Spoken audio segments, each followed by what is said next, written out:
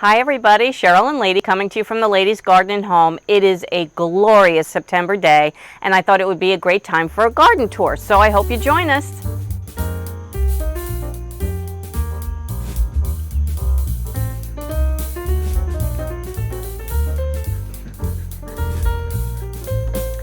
If you are new to my channel, I'd like to welcome you and thank you for joining us today. My dog Lady and I garden here in Zone 7B in southern western Connecticut. And I have actually a very small backyard. It's only about, I would say, 1,000 square feet. But as I say, I like to pack it in. So with that, I thought we would start out on the deck today. These are my herb containers, and I have all kinds of herbs in here, and this has become an overgrown, chaotic mess, and I really need to harvest the herbs and start preserving them. And if you haven't seen it yet, I have what I think is a pretty good video on my 3 favorite ways to preserve herbs and how to harvest them correctly. So I will drop that link at the end of this video, so I hope you watch that. But anyway, in the meantime, I have here chives, thyme, rosemary, sage, lemon balm, what's back here? Cilantro, and then going to seed are dill and parsley. And I have 6 different types of basil, which I've had a lot of fun with this summer. I have to say one of my favorite all-time cocktails right now is a different variety of basil every night in a big glass of water with a splash of vodka and then some sliced ginger and a little bit of lemon juice. It's just wonderful and I've really enjoyed these herbs. But I have sweet Thai basil, I've got lemon basil, purple opal basil, Italian flat leaf basil, cinnamon basil, and holy basil, which is a great medicinal herb. The green beans are overtaking it. The little tiny cherry tomato plants, these are considered a currant tomato. They're looking pretty bad, but they're still ripening up some little tomatoes, and I collect them in a little freezer bag, keep them in the freezer, and then if I'm making string beans or soup or something, I just pop them in and they're fun. They're about the size of a pea. And here's a rosemary plant that was started from a little cutting 2 years ago.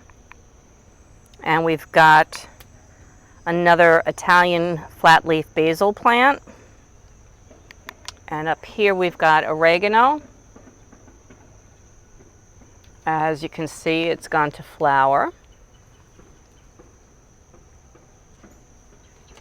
And behind here is some catnip that's gone to flower and sort of dried out, and then there's some thyme back there too. And here you can see where the green beans from down below have grown up through the deck fence, and all of this damage here is by a groundhog who just loves the green bean leaves, but at least he leaves the beans themselves alone. So that's good. This pathetic dead plant was a Mandaray Bay patio tomato. I was looking forward to it. It was supposed to be a nice pale yellow tomato. I think I got 2 tomatoes. Now I have noticed that squirrels have come up here, plucked them off, but also the plant wasn't very healthy. Here we've got the strawberry cart, and these have continued to produce flowers, although they kind of slowed down a bit in the middle of the heat of the summer. But these are ever-bearing strawberries, and I get them from pretty early in the spring all the way through the fall. And those are some beautiful geraniums that need to be deadheaded, I see. Here's my cantaloupe plant. I got 1 cantaloupe over here, and I'm hoping it'll ripen. And you know it's ripe to pick when the stem turns brown. So that's still green, so it's still growing.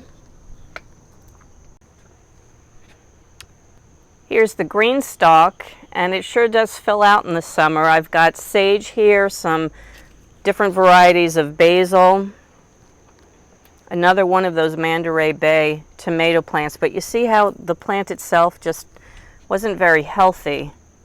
I started some fall lettuce a few weeks ago. I've got some more of those currant tomatoes. So what else do we have growing in here? Oh, and I've got some escarole. Oh, and I'm going to get out of the way of this bee. Well, this is disappointing because I had some peas growing in here, and I think it's a squirrel that comes and eats the pea plants, takes the tops right off of them. We'll see if any more come up. I know I had a lot more seeds, but this is an escarole that just self-seeded itself. And I use what used to be a hibiscus plant as a trellis for the peas, and I also had a sugar baby watermelon growing up here this summer. I had 4 baby watermelons. All of them were eaten by the groundhog. So coming down off the deck into the garden itself is my very, very overgrown mint with a lot of busy bees enjoying the flowers. A lot of people don't let their herbs go to flower, but I find that it just drives the bees crazy and they love it.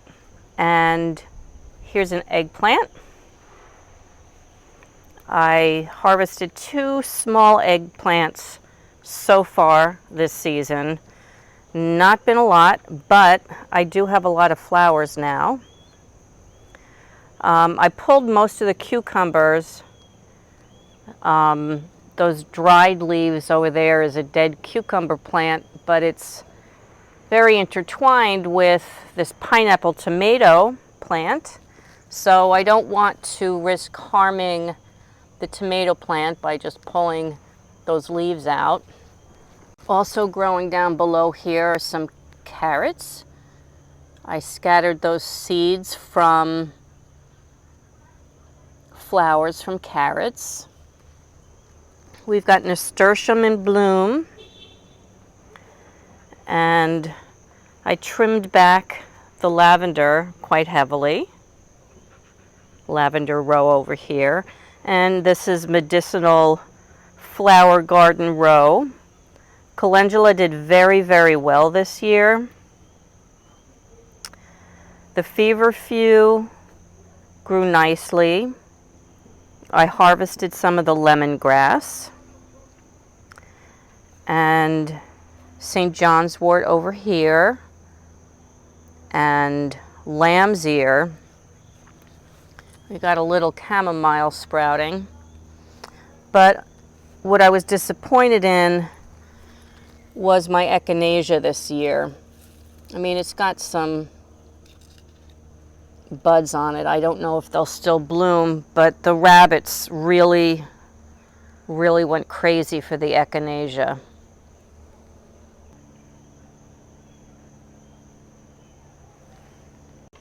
And here is the celery and tomato bed. I had a lot of celery and carrots and fennel going to seed. I finally pulled those plants and I scattered the celery seeds. And as you can see, I've got a lot of little babies popping up. They'll grow through the winter like these did and come back for next year. And then I'll let these go to flower and scatter their seeds for the following year. This is my sauce tomato bed. This has been a rather disappointing tomato year, with a lot of them still green. I think I've gotten 3 sauce tomatoes so far and no slicing tomatoes. And I think that has a lot to do with the lack of rain we had this year. I try to keep up with the watering. I'm out here almost every day doing half of the garden one day, then half the other day, and it just doesn't seem to be enough to really make these plants happy. The carrots that run down the side of this bed get chomped on all the time, but I have been able to harvest some, and they're not bad, they just don't have green tops for very long. Over there by St. Francis, the zinnias are looking very pretty, and a nasturtium plant there. These are my house plants. I don't know what's happening with the fig, but it's worrying me. I have a feeling it started getting eaten by something, and when I check, I don't see anything, but I think I'm going to have to spray it with some BT or neem oil or something just to make sure it doesn't get worse. Mary's Pretty Rose Garden. The coleus, as you can see, started outgrowing their spots, but I love the color that they lend. This is an apricot rose.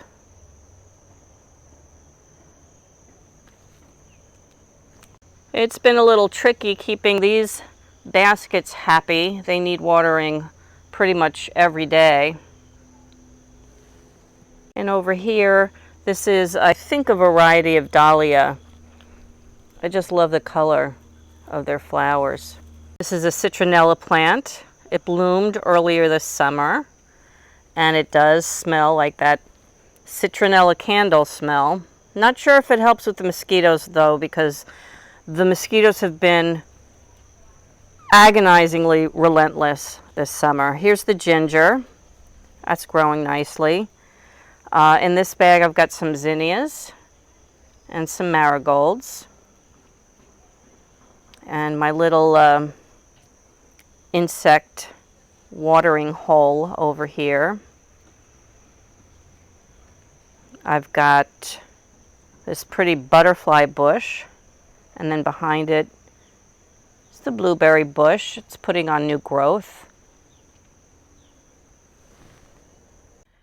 What was supposed to be a gorgeous row of impatiens, and it was for a little while. I think I lost them because I just did not keep up with the watering. As taller stalks are coming out, I'm going to just lay them here. They'll be like a mulch for the winter, and then come the spring, when they're nice and dried out, I'll burn them in the fire pit. The begonias have lasted, I'm surprised, through all this heat and dry weather, but these pretty plants did not, which was disappointing. Well, these grow bags aren't very pretty, but here are some potatoes that I planted at the end of July. I planted these around the same time, and nothing's come up yet. And then these are the sweet potatoes, and as you can see, my groundhog has had a field day with the leaves, and I'm hoping that that doesn't make too much of a difference with the tubers underneath. I guess we'll see when it's time to harvest them. And then here is another squash, a delicata squash that I planted at the end of July. And I had a zucchini here, but guess who ate that? And here is the corn that I planted in mounds. And I did a video on that back when I planted them in June, I believe it was. And I would say I got about a dozen so far ears. Small, about 5 inches, but you know, good enough for a serving. And as you can see, I still have some ripening up. And I really, really like this method. I think it worked out great. I love the fence look, almost like a fence in the middle of the yard. It even gives a little bit of privacy and shade in the morning on the patio here. I planted out the seedlings that I had started in July. The brassicas, you know, the cabbage, the broccolis, the cauliflower in these grow bags here, and then I have them under cover to keep those white cabbage moths away. I'm just going to take a little bit off of it, but I wanted to show you how they're progressing. They're doing pretty well. And for the most part, the cloth works. And as they get bigger and really start outgrowing the grow bags, I'm going to put a hoop over it with the fabric. And then when it gets really cold, I'll double fabric it so that it'll be more insulated through the winter if they're not harvested by then, which I'm hoping they will be. pretty calendula and New Guinea impatiens over here. That's all self-seeded calendula. The impatiens I planted, but calendula has really taken over this bed. I kind of left it that way because I had cabbage planted in here earlier in the spring and the groundhog ate it anyway, so I figured, well, let the calendula grow. But I have other things in here as well. I've got some carrots that are just starting to sprout. I've got some peas that are starting to sprout, and I actually have very small cucumber plants that I don't know if they're going to grow in time to get me any cucumbers before the frost, which typically happens about mid to late October here. But we'll see. Got some nasturtium growing as well. Here's the cherry tomatoes. I've got 3 plants each of Sun Gold and Midnight Snackers in each bag. And just enough for some garden snacking. I direct sowed some beets here, and I think the only thing that wants to, oh no, there's some of them coming up, but I think the only thing that really likes growing here is calendula, so I'm going to have to be careful because the seedlings, they look so similar. I don't want to weed out the calendula and actually get a beet. Some borage, lots and lots of more calendula. I need to do another harvest. I did do a video on how I make extracts and tinctures out of the calendula. You might want to take a look at that if you're interested in how to use these medicinal flowers medicinally. And here are my slicing tomatoes. I lost 2 plants. The rest of them, they look tired. This is what they look like in the month of September. At least I've got some tomatoes growing. And usually with my tomatoes, I have to wait till the plants grow past groundhog height to be able to get anything that they don't get to first. And these are all, like I said, slicing tomatoes. I've got Mortgage Lifter, Jersey Beefsteak. What else do I have? Kellogg's Breakfast, and some striped German. In this bed is also some bush beans that were just completely eaten up by the rabbits. I know, I watched them do it. And I've got some carrots sprouting, which I just scattered those seeds again from one of the flowers. Here's my compost bin, complete with yellow jacket nest. One of my viewers, Tennessee Nana, was very kind to offer me a tip on what to buy, and I'm going to be doing that. It's like a trap of some sort. I'm going to try that. Let's see if it works. Till then, I'm going to stay far away. Over here, I laid some cardboard down because I'm trying to kill the grass. And I took out my wheelbarrow and this bin because I'm going to put mulch here. I'm going to put some wood chips down and just eliminate this area as any grass at all, period. I don't want grass. The Mexican sunflower is the only sunflower that came up this year. It sure is pretty. And last year in my videos you would see tons and tons of monarch butterflies around this plant, and last year's plant. And this year I haven't seen one monarch butterfly yet, which is very disappointing. These yellow pear tomatoes are done. They still have a couple trying to ripen on the vine. And as you can see, the green beans have taken over this too, which doesn't surprise me. That's what they do this time of year. But I do get a lot of string beans. And I think what happened to this plant Although I've never had good luck with yellow pear tomatoes. I don't know why, but I just don't think I watered it enough. I think probably what happens is I think probably what happened was I forgot for a couple of days to water it, and they're in small bags, so I think that's what happened. Anyway, here is my beautiful wall of beans, and this is one of my favorite things in the summer.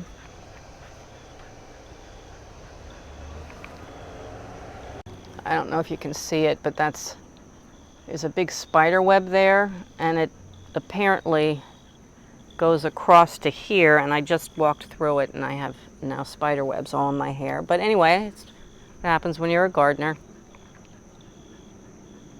And then down below we've got the pepper plants. They got very heat stressed in the middle of July. But they started flowering again, and now they're fruiting again. Did not get too many. I got maybe about a half a dozen peppers so far. They were green. I didn't let them ripen. And these are California Wonder. That is some sort of, I don't know what kind this is, but they're very tasty and they're not hot, so I'm happy. And a little jalapeno plant. This canna plant never flowered, but the coleus next to it sure was magnificent. I've got some creeping Jenny in here, and I believe this is, I'm not really sure, I keep forgetting. I think it might be lantana, this blue lantana.